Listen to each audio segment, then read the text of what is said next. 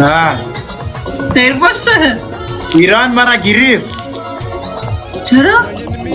مرا گفت تو جاسوس هستی. نه بابا. با خدا. تو مگه رفتی ایران؟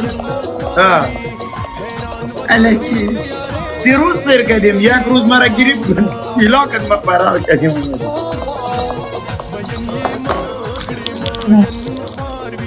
به خدا من نمیفهمم این مثلا چرا این شکلیه، ولی واقعا من از صمیم قلب نه گفتم ما شک کردیم، شک. وا. کلش با من خنده کرد، میگه این جنجال جنگ تایی که تو آمدی ایران. تو کی رفتی مگه ایران؟ مرا فامیل دیده بودیم، نه به فامیل ما آمد. کی رفتی ایران؟ امروز آمدم 12 تاریخ. نو وی. والله مای گاد. همایون کیه؟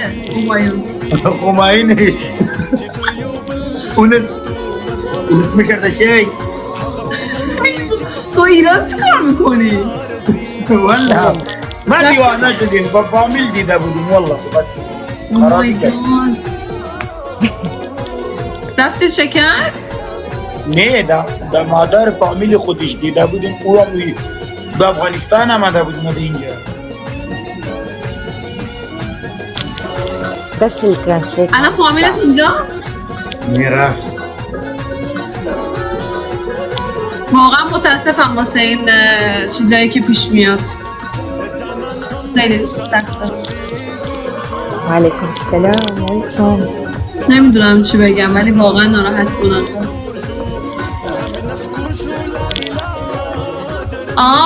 میگن که اونو همایون میگه.